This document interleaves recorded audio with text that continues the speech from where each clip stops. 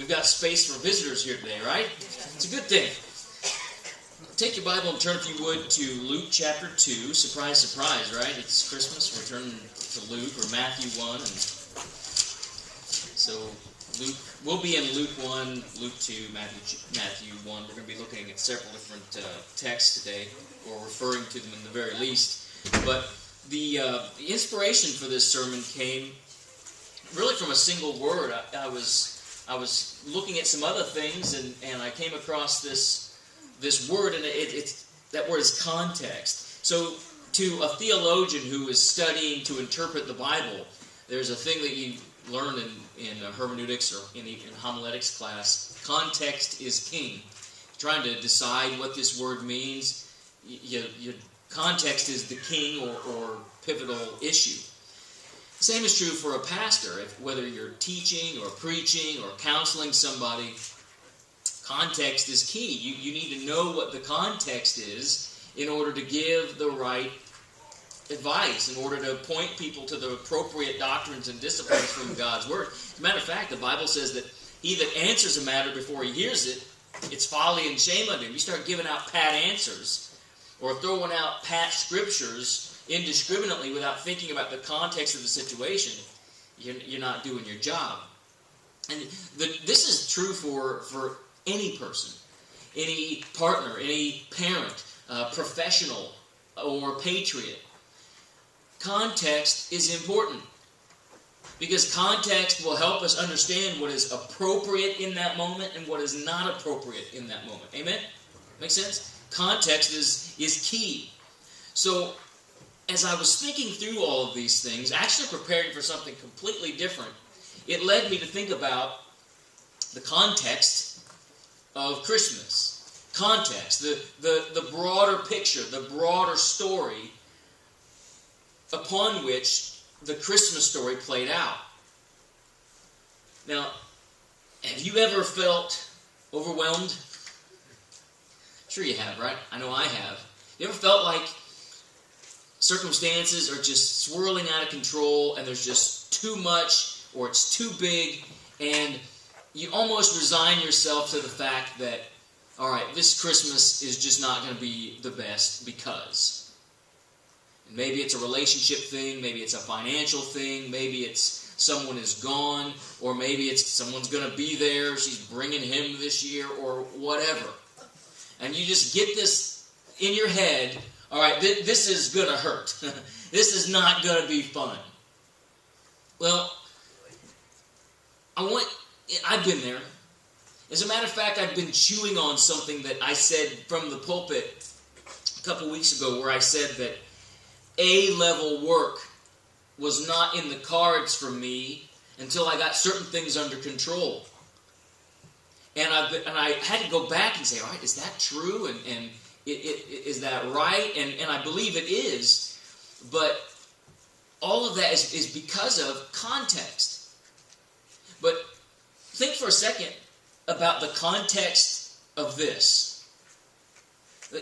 Look at Luke chapter 2. And let's read this thing that we read every year. But there's some very important contextual elements here. Luke 2, verse 1. And it came to pass in those days, context, that there went out a decree from Caesar Augustus that all the world should be taxed. And this taxing was first made when Cyrenius was governor of Syria. So Caesar Augustus. And so we've got Caesar Augustus, we've got Cyrenius, and we've got Herod, who was king of Israel at the time. Let's sum this up in the word tyranny. It was said of Herod that it would be safer to be his sow than his son, because he was accustomed to just killing his sons if he thought they threatened him in any way, or his daughters if they threatened him in any way. If Herod was concerned in any way, shape, or form, if Caesar Augustus was concerned in any way, shape, or form, people died. So, within the context of this peaceful, beautiful story, they're not living in America. They're not living in freedom and liberty. They're living under tyranny. And not just tyranny, but the specifics of taxation. So verse 3, all went to be taxed, everyone to his own city. We love tax time, right? There's nothing quite like getting your paycheck and you see that a third of it or more has been taken, right? Paying taxes, it's just wonderful. Imagine if you had to go back to your hometown to pay your taxes. Now, for some of you, you'd say, all right, I'm going to pay my taxes at the school over here, I guess. For others, it'd be a trip. And I don't know about you, for me, taking certain trips could be expensive. And you notice, they're not in, that's not a Chrysler donkey there, or that's not a Ford donkey. It's not even a Honda or a Toyota. You know what I'm saying? I mean, that was not a comfortable trip. So, within the context of tyranny, within the context of heavy taxation, they have this travel. They have a trip. And for goodness sakes, gentlemen, all right, we all love vacation, right? But you got to get there. I don't care whether you're driving or you're flying. The getting there can be interesting, right? Some of you are making faces like you don't actually know what that is like. Am I alone here in that getting out the door is just a piece of cake? Am I alone here that there is no, when are we there yet? I've got to go to the bathroom. I spilled my Coke, right? Or coffee, like I might have done this morning. I spilled coffee all over back there. Anyway, I was so deep in spiritual contemplation, I dumped my coffee cup out this morning. So I got water up here now. Anyway, this was not an easy journey for them. Can you imagine, gentlemen, if your job this month was to put your family in a covered wagon and get them to Florida? Yeah, right? Now we're starting to get it, okay? Travel for them was not a simple hop in the van and we'll get down the road. The context changed everything. There were bandits, there were animals, there were rivers to cross, there was a lot of hardship. In addition to that, when you look at verse 4, Joseph also went up from Galilee out of the city of Nazareth into Judea, into the city of David, which is called Bethlehem, because he was of the house and lineage of David. By the way, the doctrine that is there. I can't go down that rabbit trail. But verse 5, to be taxed with Mary, his espoused wife, being great with child. Wow, there's a lot of issues there. So, number one, we have to remember that it wasn't long ago that Joseph had pretty much decided to divorce Mary.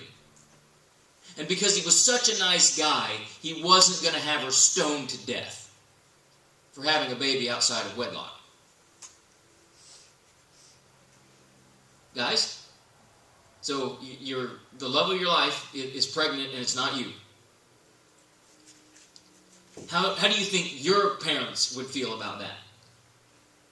How do you think it must have been like for Mary to say, all right, world, I'm a virgin? You think there were any problems associated with that? Any anxiety associated with that? I mean, we're trying to look at the context upon which this cute little story happens. You could die. You could be stoned to death in that culture and in that time for getting pregnant outside of marriage. And for goodness sake, pregnancy. I mean, goodness, it's so wonderful, the result. Amen? For grandma. Yeah? But I can remember pregnancy. I can remember the pain. I can remember the cravings. I can remember the insecurity. I can remember the questions. I don't know how many times we went to the hospital with Abby over Braxton Hicks. I'm not going to relay to you the whole tale of all three of our experiences with just our kids, but pregnancy, period, is a context of turmoil, is it not? I mean, just one word, hormones, changes everything. So again, ladies, I hope all that just came out of my mouth can help you understand the context upon which Mary was called to do something that was amazing. She wasn't just called on to do something amazing, but in a compromised state. Yes? So again, this pressure. So Joseph,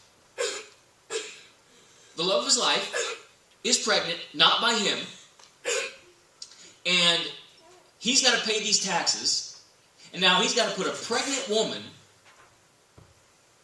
in travel and get to Bethlehem. Pressure. And then how does it go? Verse 6, and so it was, while they were there, that the days were accomplished that she should be delivered. Now, listen, this is not just pregnancy. I wish Kristen was in here so I could pick on her. Right? I'll just pick on somebody else. No, Steve. Gentlemen, do you remember that there were stages of pregnancy? And the closer we got to the due date, your wife started changing, didn't she? This thing called nesting started taking place, yes? And you may have already painted the room, but it needed to be painted again. And there was this list of things that you were supposed to get, and you haven't fulfilled that list yet, right? And it's not just, oh, we'll get it someday, but the baby is going to be here, or they could come any minute, and why haven't you put this thing together yet? Why haven't you bought this thing? Why aren't we there? Everything's got to be perfect. My little baby is coming into the world, right? Does that add any pressure to Joseph? Oh, but Mary didn't do that, right? Mary had a halo, and she made shadow puppets all the time. At least that's what the pictures say, right? And so she never had any sort of those issues. Are we painting a picture here of the context of Christmas?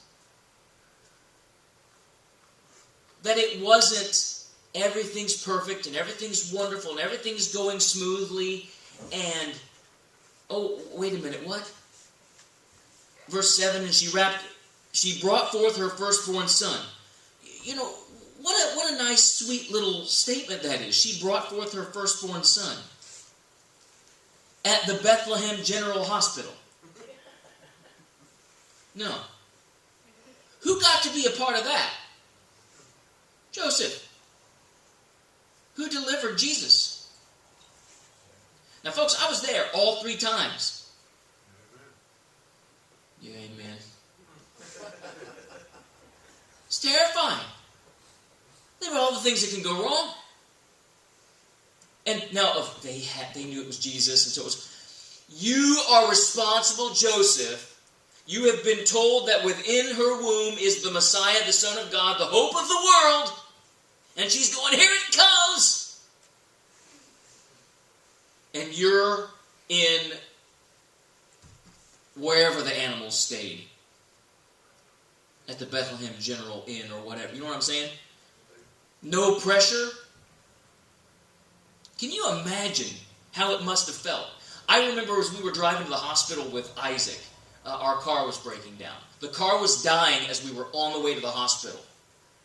I was furious. I was broken. It was, here's my wife giving birth. Here's my son coming into the world. And I can't even keep a car. I don't even own a car that works. Felt horrible. And then when he came in to the world, we had to share our room with some annoying people. And I was overwhelmed. I felt like a complete failure as a father. Because I could not provide comfort for my wife bringing our son into the world. Imagine how he must have felt. Oh, wait. Good tidings of great joy, which shall be to all people. Right? For unto you is born this day in the city of David a Savior, which is Christ the Lord. Hey, this is happy times. Yeah. The truth of the matter is there were a whole bunch of different ways that this whole thing could have run off the rails. Yes? I mean, there are a lot of different ways. Joseph could have said no. No, we know that sovereign God... Listen, Joseph had free will. He could have said no. He didn't have to say okay and obey. Mary could have said, not me. Again, we understand sovereignty versus free will. But the point is, this could have gone off the rails. Joseph could have had her stoned. Her dad could have had her stoned. This could have gone off the rails in so many different ways. I want to draw your attention to three things that kept the Christmas story on track. Number one, the plan. They had a plan. Because they had the plan of God, they had the power of God. When you look back at Luke 1 and when you look back at Matthew chapter 1, God had come to Mary and he didn't just show up and say, oh, you're pregnant and it's going to be Jesus and you're good to go. No. Gabriel let Mary know that she had been chosen to be an integral part in God's plan for the world. She knew what that plan was. She knew who the Messiah was. She knew what the Messiah was supposed to be. And so she knew that God had a plan. And she was being invited to be a part of that plan. Joseph knew that God had a plan. He'd read about it. He'd been taught it his whole life. And then when that angel came to him in a dream, he said, listen, you are going to have a part to play in this plan. You know, I'm one of those crazy people. I like challenging circumstances. I like being tested. But if you want to see me just get frazzled, it's if I'm facing a challenge and I don't have a plan. If I've got a plan, if I have reasonable confidence that there's a plan here, I can go through a tremendous amount of stress because I can stay focused on the plan. But if I don't have a plan, all I see is the... Correct? This thing stayed on the rails because Mary and Joseph, two people, knew, hey, this isn't about my plan for my life. This isn't about our plan for our family. They chose, get this, they chose to set their plans aside and give themselves freely to God's plan for His kingdom. Is that sinking in? Sinking into Lydia. She's nodding her head. She's got it. I hope we got it. They knew what this was all about. What are you all about?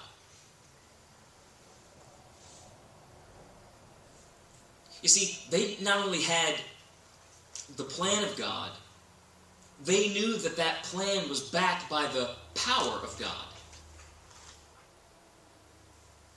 If God has said this is going to happen, then it's going to happen. It's going to happen. Can you have that sort of confidence? Listen, we come here not just to be entertained by Pastor Brian giving it to us. This is to come face to face with the Word of God and ask you some very serious questions about who, what, and how you are. And my question, the question I've had to contemplate by chewing on this sermon before I give it to you, and the question I'm asking you is, are your plans God's plans? And to what extent are you confident that the plans that you and your spouse have laid out for your life in front of you are God's plans? Because if they are God's plans, then you can expect the power of God in your life. If they're not God's plans, if you have made the conscious decision, God, I'll give you this, this, and this, but I'm going to have this, this, and this, then how much power should you expect? That's right, none. They had the power of God because they were part of the plan of God.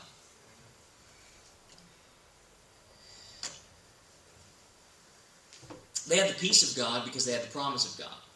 if you are in God's plan, then you will find that there are all sorts of promises. What did Gabriel say? He stated it very plainly. Look, he is going to be the king. He is going to save his people from their sins. Of his government, of his rule, there will be no end. He is going to work out his plan. They were given some promises, were they not? Did they say, oh, you are going to be venerated and you guys are going to be held in high esteem for the rest of your life? No. Matter of fact, how much do we know about Joseph? Very little. He worked as a carpenter and he died young. You know, people didn't worship Mary either, at least not in the first century.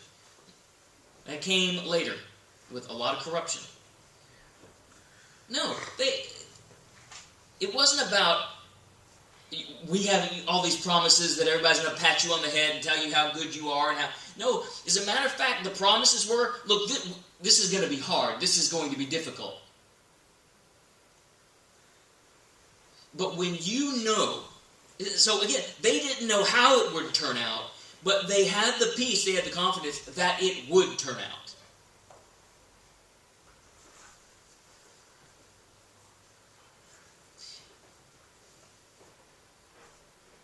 You ever found yourself in that situation where you are asking, is this going to work?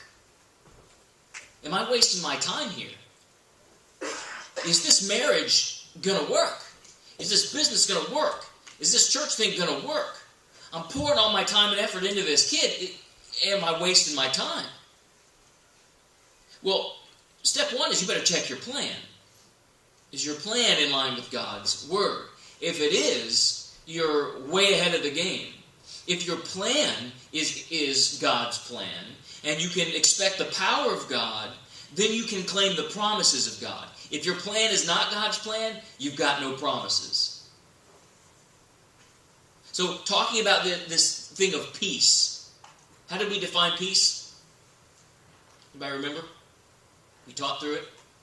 It is the absence of conflict. And so, in life, all peace is relative. I mean, there's always going to be conflict, right? I mean, there was all sorts of conflict that Mary and Joseph faced.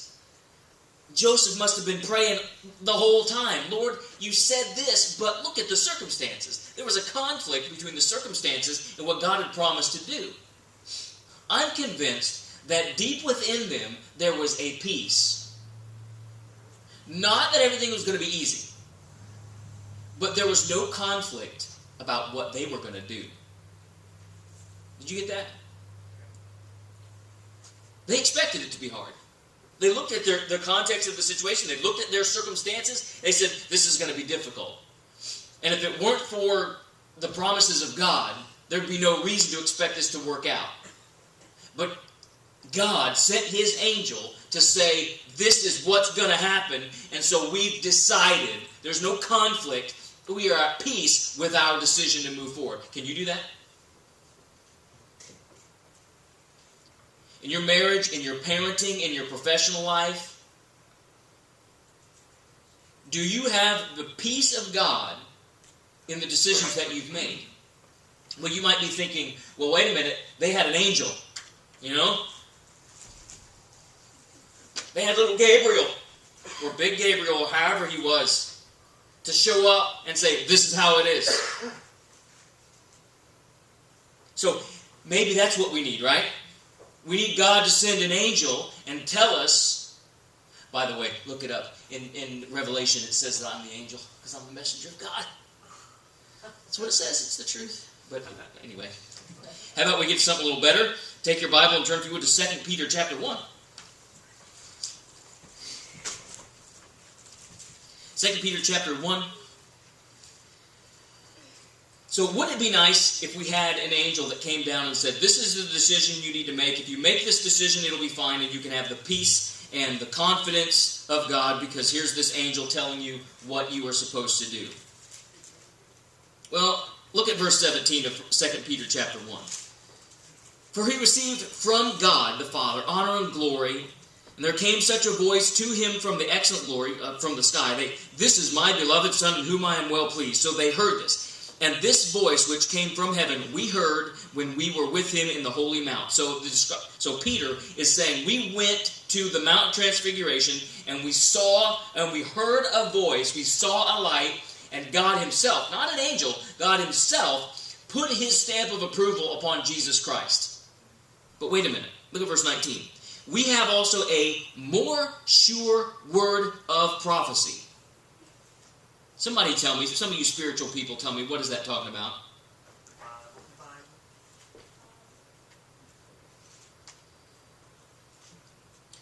Whereunto ye do well, that ye take heed, as unto a light that shineth in a dark place, until the day dawn and the day star arise in your hearts. What does all that fancy talk say?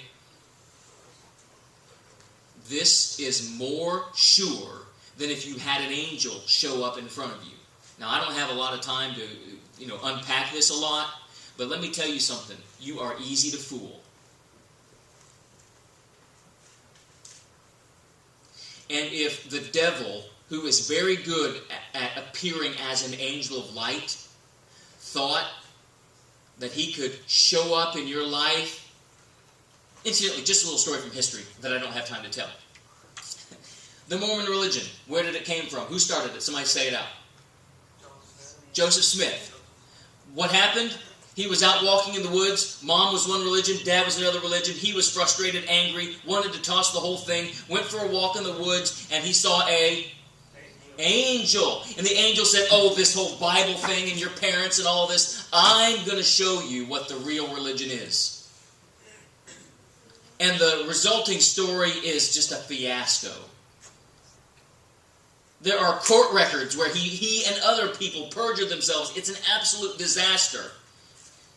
I believe he saw an angel. Just wasn't the right kind. The Prophet Muhammad, broke, frustrated, living as the beneficiary of a widowed woman, went into a cave, and he saw an angel who said, oh, all this Christianity and Judaism and all this garbage, I'm going to show you the real deal. How'd that work out? God gave it to you in black and white. And this is more sure. And I don't have time to tell you, listen, you're looking at a person and listening to a person who spent years of his life trying to prove that this is not accurate. Trying to prove that this is not worthy of me basing my life on it. And it is so impossibly true. The fact that it's even here in English is so astronomically crazy from a statistic standpoint. I'm a preacher. And I'm telling you, base your life on the black and white, not on what you feel, even if you have some experience. Well, I could have peace if I had an angel.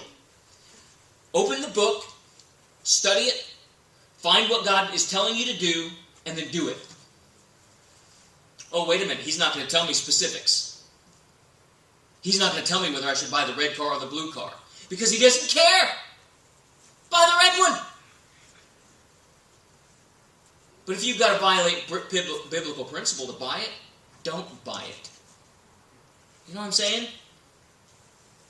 And I know this is a can of worms. I'm just telling you, do your plans have the peace of God? Are you living with the peace of God? And if not, it's because there's conflict. And if there's conflict, it's between right and wrong.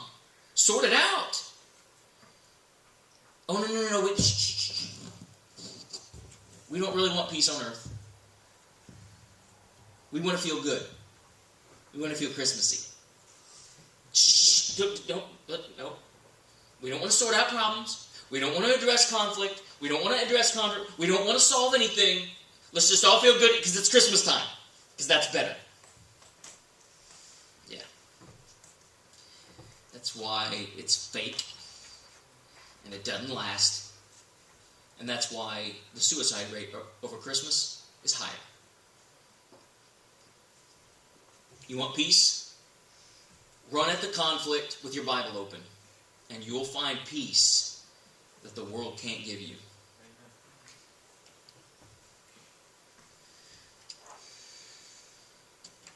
They had the power of God because they were focused on the plan of God. They had the peace of God because they had the promise of God.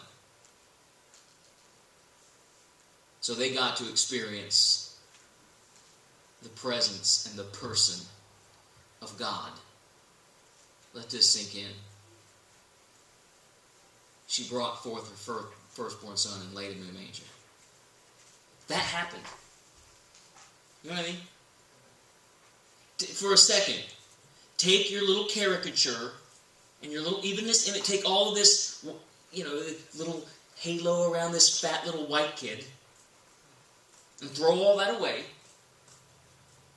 And somewhere in history past, this happened where there was Joseph, there was Mary, and she brought forth a baby and put him in swaddling clothes and laid him in a manger. And it was Jesus Christ, the Son of God.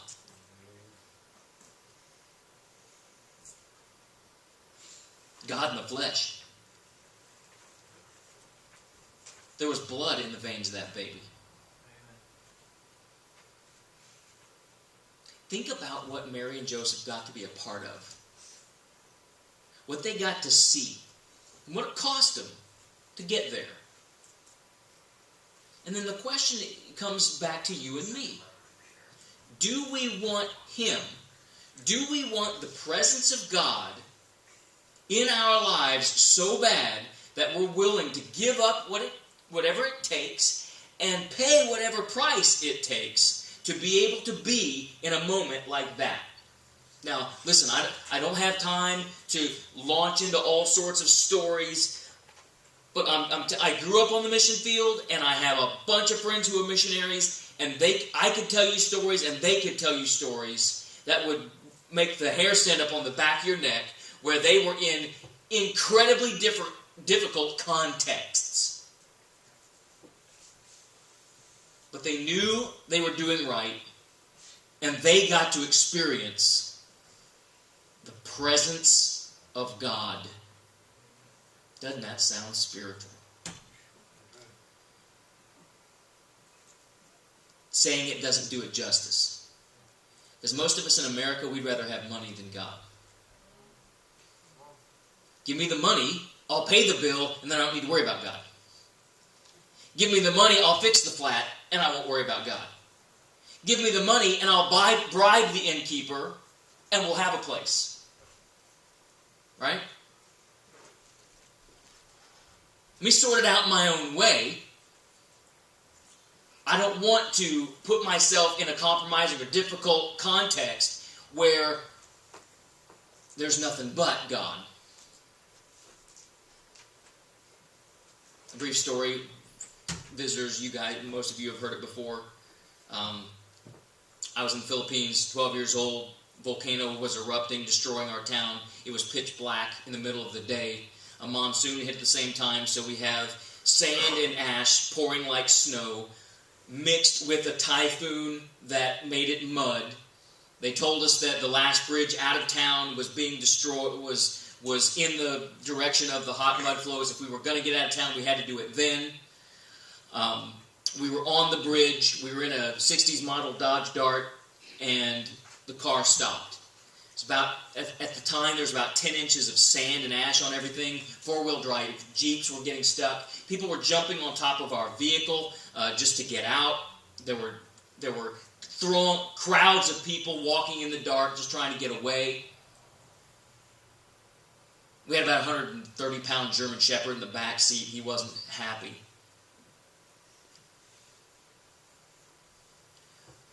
Guys, if you know anything about old cars, you've heard me say this before, the distributor button broke on the distributor of the car that we were in.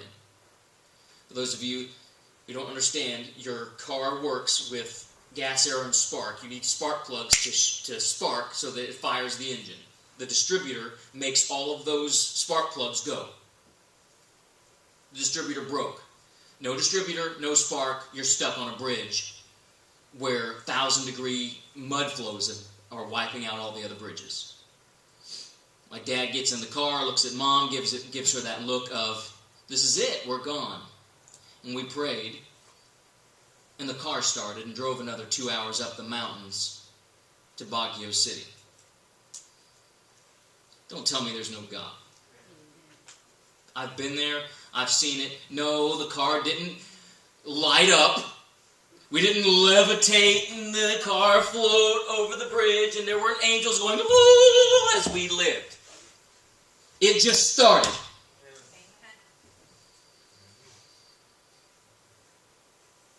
Do you really want that? Gentlemen, you want to be in that situation? We have to look at your kid and say, if God doesn't do something, we're going to die. Where you have to look at your wife and say, if God doesn't do something, I don't know. I know we're where we're supposed to be. I know this isn't the result of sin. I know it's not that we have the wrong plan. I know it's not that we've ignored God. To the best of my ability, we're right where God wants us to be, but God's going to have to do something. Now's the time for you to be honest with yourself. Because the truth of the matter is, we'd rather have the money and just sort it out. I'd rather not be on the bridge at all, right?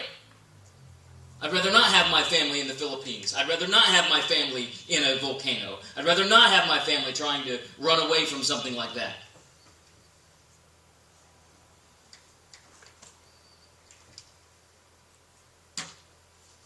Dear 8-pound, 9-ounce, sweet baby Jesus, come into my life and make things the way I want it so it will be comfortable for me. Let me tell you something. God isn't interested in building your plan. He's not interested in building your kingdom. He's not interested in glorifying you. He's interested in building His kingdom for His honor and His glory. You can get in line with that, and let me tell you, better buckle up. It's going to be a ride. It will take you into contexts that are difficult. But you will be able to experience things that will echo in eternity.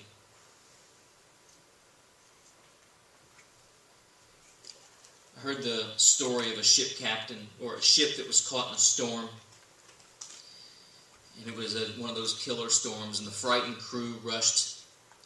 They were doing their best to obey the captain's orders, and as the storm worsened, a crewman who was telling the story looked up and he recalled looking up to see the captain on the bridge, standing at the wheel, and a small boy on a chair behind him. And he was amazed to see how calm they both were. And when he finished his job, he stepped onto the bridge to see if there were any other orders from the captain. And before addressing the captain, he turned to the boy and he said, "Boy, you scared?" The boy looked at him and he said, "My dad's the captain of this ship. I've seen worse. You'll be all right, son." And then he looked back at his dad. Can you say that?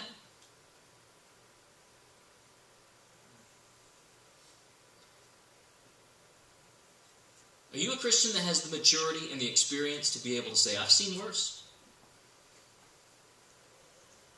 But my father is captaining this ship.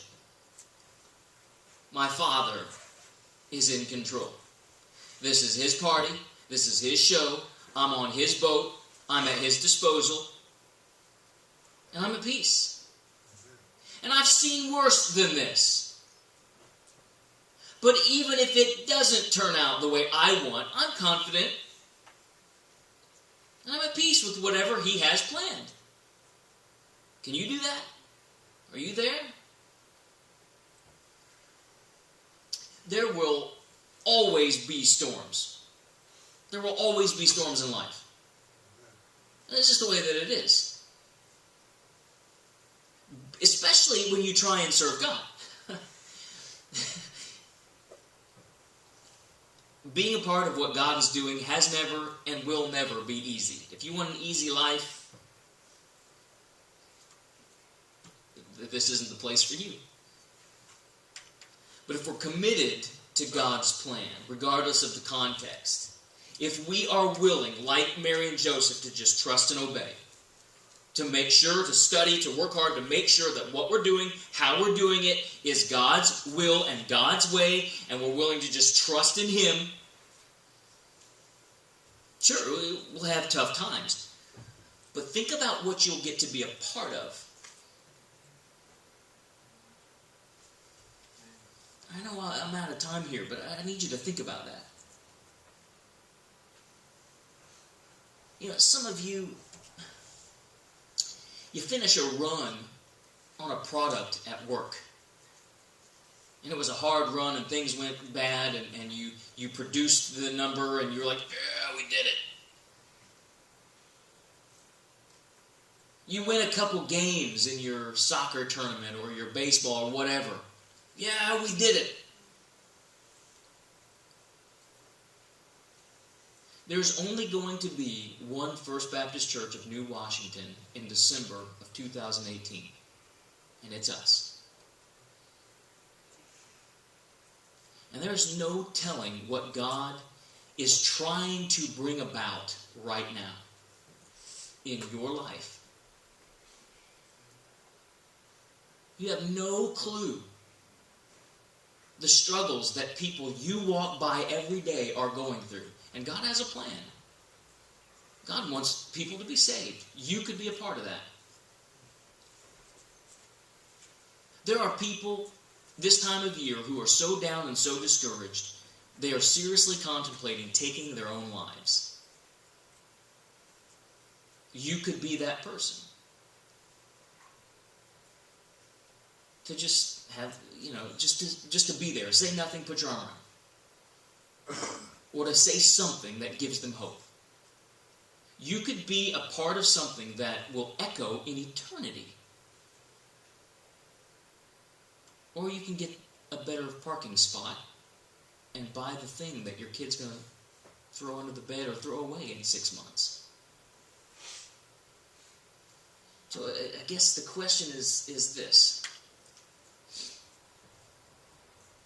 Do you really want to experience the power of God?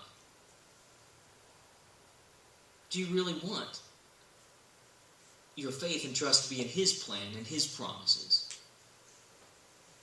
Do you really want to experience the presence of God?